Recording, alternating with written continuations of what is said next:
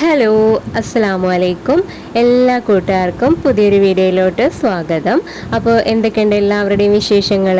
എല്ലാവർക്കും സുഖമാണെന്ന് വിചാരിക്കുകയാണ്. അപ്പോൾ ഞാനിന്ന് നേന്ത്രപ്പഴം വെച്ചിട്ട് നല്ലൊരു അടിപൊളി സ്നാക്കിൻ്റെ റെസിപ്പി ആയിട്ടാണ് വന്നിട്ടുള്ളത്. അപ്പോൾ വീഡിയോ എല്ലാവരും ഫുള്ളായിട്ട് സ്കിപ്പ് ചെയ്യാതെ കാണുക. നല്ലപോലെ പഴുത്ത നേന്ത്രപ്പഴമാണ് കേട്ടോ ഞാൻ എടുത്തിട്ടുള്ളത്. അപ്പോൾ അതൊന്ന് രണ്ട് സൈഡൊന്ന് കട്ട് ചെയ്ത് മാറ്റിയതിന് ശേഷം നമുക്ക് ആ പഴത്തിനെ രണ്ടായിട്ട് മുറിച്ചെടുക്കാം കേട്ടോ. എന്നിട്ട് ഇതൊന്ന് പുഴുങ്ങിയെടുക്കണം.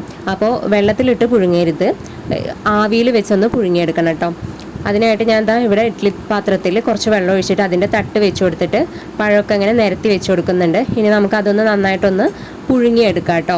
ഇത് പുഴുങ്ങിയെടുത്തതിന് ശേഷം ഒന്ന് തണുത്തതിന് ശേഷമാണ് നമ്മൾ ഇനി ബാക്കി പരിപാടികൾ നോക്കുന്നത്. അപ്പോൾ ആ പഴമൊക്കെ നന്നായിട്ട് വെന്ത് വന്നിട്ടുണ്ട്. ഇനി നമുക്കതൊന്ന് ചൂടാറിയതിന് ശേഷം അതിൻ്റെ തൊലിയെല്ലാം കളഞ്ഞിട്ട് അതിൻ്റെ ഉള്ളിലുള്ള ആ ഒരു കറുത്ത കുരുകളുണ്ടല്ലോ അതൊക്കെ ഒന്ന് മാറ്റിയെടുക്കാം കേട്ടോ. അപ്പോൾ വളരെ എളുപ്പത്തിൽ ഉണ്ടാക്കാൻ പറ്റിയ ഒരു അടിപൊളി സ്നാക്കാണത്.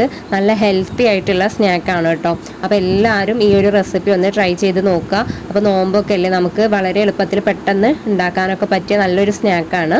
അപ്പോൾ എല്ലാവരും ഒന്ന് ട്രൈ ചെയ്ത് നോക്കുക കേട്ടോ. ഞാനിത് അതിൻ്റെ ഉള്ളിലുള്ള കുരുകളൊക്കെ, ആ കറുത്ത കുരുകളുണ്ടല്ലോ അതിങ്ങനെ കൈ കൊണ്ട് വലിച്ചാൽ തന്നെ പോരും കേട്ടോ. അങ്ങനെ അതെല്ലാം മാറ്റിയിട്ട് ആ പഴത്തിനെ നന്നായിട്ടൊന്ന് ഉടച്ച് വെച്ചിട്ടുണ്ട്. ഇനി നമുക്ക് വേണ്ടത് ഒരു അരമുറി തേങ്ങ ചിരവിയതാണ് കേട്ടോ. അതൊന്ന് ചീനച്ചട്ടിയിലിട്ടിട്ട് ജസ്റ്റ് ഒന്ന് ചെറുതായിട്ടൊന്ന് ചൂടാക്കി എടുക്കുന്നേ ഉള്ളൂ. അതിൻ്റെ തേങ്ങയുടെ കളറൊന്നും മാറേണ്ട ആവശ്യമില്ല കേട്ടോ. ഇനി ആ തേങ്ങ നമ്മൾ ഈ പഴം ഉടച്ച് വെച്ചതിൽ ഇട്ട് കൊടുത്തിട്ട് നന്നായിട്ടൊന്ന് അതിലോട്ട് യോജിപ്പിച്ച് മിക്സ് ചെയ്തെടുക്കുക കേട്ടോ. ഈ ഒരു ടൈമിൽ നിങ്ങൾക്ക് പഞ്ചസാര ചേർക്കണം എന്നുണ്ടെങ്കിൽ ചേർത്ത് കൊടുക്കാം. അതുപോലെ ഏലക്കായൻ്റെ പൊടി ഉണ്ടല്ലോ അതും വേണമെങ്കിൽ ചേർത്ത് കൊടുക്കാം. അപ്പം ഞാനിവിടെ പഴത്തിൻ്റെ ആ ഒരു മണവും ആ ഒരു മധുരം മതിയെന്ന് വിചാരിച്ചിട്ട് വേറെ ഒന്നും ആഡ് ചെയ്തിട്ടില്ല കേട്ടോ. ഇനി നമുക്കൊരു ഇലയിലോ അല്ലെങ്കിൽ കയ്യിലോ എണ്ണ തടവിയതിന് ശേഷം ആ പഴത്തിൻ്റെ ആ മിക്സ് ഉണ്ടല്ലോ അതെടുത്തിട്ട് ഒന്ന് കൈവച്ചൊന്ന് പരത്തിയിട്ട് ഒന്ന് നടുവിലൊരു ഹോള് പോലെ ഇട്ട് കൊടുക്കാം കേട്ടോ. ഉഴുന്നുവടയൊക്കെ ഉണ്ടാക്കുന്ന പോലെ ജസ്റ്റ് ഒന്ന് ആക്കി കൊടുക്കാം. അങ്ങനെ ആ പഴത്തിൻ്റെ മിക്സ് എല്ലാതും ഈ ഒരു ഷേപ്പിലാക്കിയെടുത്തതിന് ശേഷം നമുക്ക് ഗ്യാസിലൊരു പാൻ വെച്ച് കൊടുക്കാം.